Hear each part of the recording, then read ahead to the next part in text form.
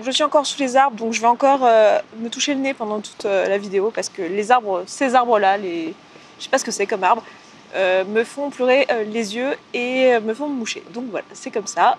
Donc vous me verrez faire ça. Je vais pas renifler parce que ça me dégoûte, donc je ne renifle pas, mais par contre je m'essuie le nez. Tout ça pour dire que je reviens aujourd'hui pour faire le bilan de lecture du mois de mai. Ce mois-ci, comme vous le savez, j'ai fait un défi de vidéo où j'ai fait une vidéo par jour, donc j'ai eu du mal à dégager du temps pour lire, mais j'ai réussi quand même, et c'est en ça que je vous disais dans mon bilan du mois de vidéo que j'étais contente d'avoir réussi à faire d'autres trucs de ma vie, parce que j'ai lu 3 livres, et pas des tout petits, et un qui est en cours de lecture, qui n'est pas terminé, donc je vous en parlerai dans le bilan du mois de juin.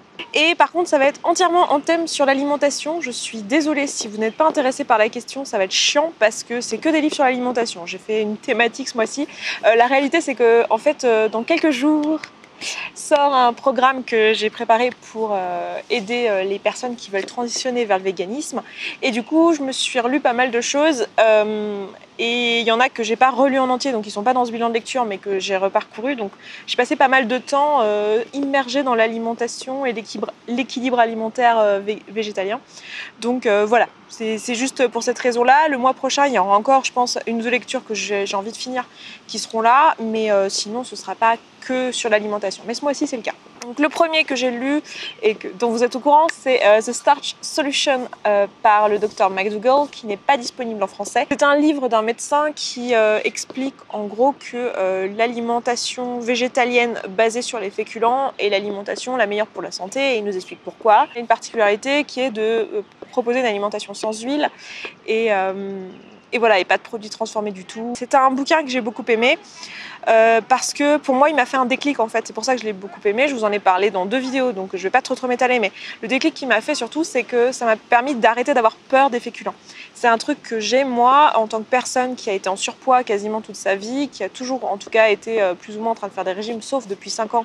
Donc vous tombez à la période de ma vie, enfin c'est pas pour rien que vous êtes là aussi, c'est que je suis sereine avec mon corps depuis à peu près 5 ans, et du coup ça fait à peu près 5 ans que je fais pas de régime, et c'est à peu près la période à laquelle j'ai commencé cette chaîne YouTube. Donc vous ne vous en rendez pas compte parce que je vous ai jamais parlé de régime sur cette chaîne, mais en fait j'ai fait que ça de toute ma vie pendant les 20 années qui ont précédé.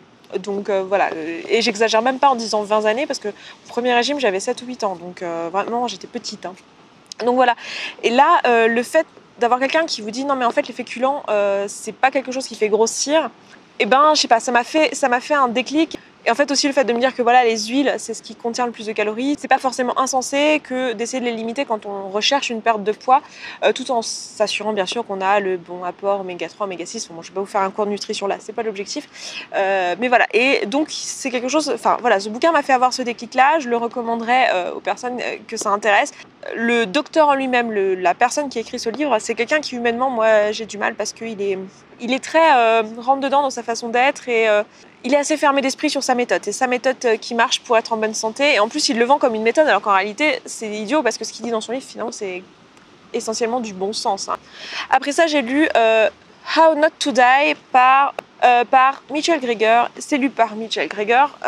J'aime bien quand les livres sont lus par l'auteur du bouquin, je trouve que ça rajoute à la lecture. Parce que les 2 bouquins dont je viens de vous parler, là, le Starch Solution et How Not to Die, je les ai tous les 2 lus en audiobook avec Audible. How Not to Die, c'est encore un bouquin sur l'alimentation végétalienne. C'est un bouquin qui est hyper complet. Sincèrement, si je l'avais pas eu en audiobook, je pense que j'aurais lâché l'affaire parce que c'est quand même ultra chiant à lire, qu'on se le dise, hein. Je vais vous dire la vérité. J'avais vu plein de revues sur ce livre. C'est un livre que je dois lire depuis des années, hein, parce que c'est un des classiques de la lecture quand on devient végétalien. Par contre, à chaque fois, les personnes faisaient des revues genre « Ah, il est trop facile à lire et tout, il est très agréable ». Non, non, pas du tout. Moi, j'ai trouvé ça très très chiant. La première partie du livre, c'est il prend toutes les maladies qui existent et il vous explique pourquoi la solution à cette maladie, c'est l'alimentation végétalienne. Donc moi, je trouve ça un peu Ça fait un peu propagande sur la façon de faire, mais The Starch Solution aussi. Hein. Les deux font un peu propagande pour le végétalisme en expliquant ouais c'est génial, on va sauver les vies en faisant ça. Donc bon, faut être dans ce mood-là. Après moi je suis convaincue que l'alimentation végétalienne c'est une alimentation qui est excellente pour la santé. Il y a plein de, enfin c'est même pas juste une histoire de croyance quoi. Je veux dire il y a plein de preuves pour ça. Je pense que les preuves parlent d'elles-mêmes, pas forcément besoin d'en faire des caisses autour de ça. Bon c'est le but de ces deux livres, hein, donc forcément ils en font des caisses autour de ça. Mais How Not to Die c'est vraiment ça. Donc tout y passe, hein, l'obésité, Alzheimer, le cancer de la prostate, le cancer du côlon, le cancer du sein, la dépression, l'hypertension, enfin bref, tout y passe. Donc chaque chapitre c'est How Not to Die from Heart Disease, voilà, et il vous fait ça, chaque chapitre c'est ça, et voilà, il vous fait toute une tirade sur quels sont les différents trucs, quelles sont les différentes études qui ont existé, pour tester l'utilité de tel ou tel aliment ou la nocivité de tel ou tel produit animal, et voilà, et donc voilà, c'est ça tout du long. Et la deuxième partie du livre c'est plutôt une revue pour chacun des aliments et familles d'aliments, donc pareil, il prend, j'en sais rien, le tofu, puis il vous dit qu'est-ce qui est bien dans le tofu, pourquoi le tofu ça va sauver votre vie. Après il vous prend les brocolis et il vous dit pourquoi les brocolis c'est bien et pourquoi ça va sauver votre vie. Je me moque un peu dans ma façon d'expliquer, hein, mais c'est juste parce que franchement j'ai trouvé ça répétitif et long. Après c'est une source d'information extraordinaire, c'est un livre qui est génial pour ça. C'est vrai qu'il y a tout, il y a beaucoup d'études qui sont répertoriées, il y a toutes les références, donc vous pouvez aller vérifier les références. Donc c'est assez complet. Et voilà, par contre, il y a en écoute, c'était 18 heures d'écoute, je crois, un truc comme ça. Et enfin, le dernier que j'ai lu, c'est celui-ci, qui est Vegan for Life, qui est un bouquin qui a été écrit par Jack Norris et Virginia Messina, voilà, qui sont tous les deux des médecins. Et ce livre, les gars, ce livre, c'est une bombe. Si vous avez un seul livre à acheter sur l'alimentation végétalienne, c'est celui-ci. C'est le livre le plus concis et le plus efficace pour nous aider à avoir une vie végétalienne. Autant les livres que je vous ai présentés avant ou d'autres que vous pourrez avoir comme Eat It and Ten, comme justement le Starch Solution. Enfin voilà, il y a plein de livres sur le marché de médecins qui ont leur petite théorie sur comment on devrait manger quand on est végétalien. Ce livre-là, c'est pas ça. Ce livre-là, il vous explique quel est le consensus auprès des médecins. Il vous décrit exactement comment manger végétalien équilibré, comment avoir accès à tous les nutriments dont vous avez besoin. Mais c'est pas un livre qui va vous dire le végétalisme c'est génial. Il va vous dire aussi tous les inconvénients du végétalisme, toutes les choses. Il vous met en garde sur toutes les choses pour lesquelles il faut mettre en garde. Et aussi, surtout, il permet de mettre le doigt sur les choses sur lesquelles il n'y a pas de consensus en termes scientifiques. Et il explique pourquoi. Et ils expliquent pourquoi, parce qu'ils sont deux à avoir écrit ça. Ils expliquent pourquoi. Et c'est drôle parce que moi qui étais en train de préparer notamment mon programme, j'ai réuni beaucoup de sources en fait, des recommandations nutrition santé qui soient sur les sites français, canadiens, belges, allemands, anglais, états-uniens. Et je voyais bien qu'il y avait des choses qui n'étaient pas forcément en accord les unes avec les autres. Je voyais bien que certains sites disaient non, faut surtout pas faire ça, puis d'autres sites disaient tout l'inverse. C'était super dur de savoir en fait qu'est-ce qui est juste, qu'est-ce qui est faux. Il y a des choses qui ne sont pas expliquées forcément de la même manière concernant le calcium, le fer, tout ça. Et là, il vous explique en fait comment ça se fait qu'il y a des études qui se contredisent et pourquoi, enfin comment il faut voir ça dans sa globalité.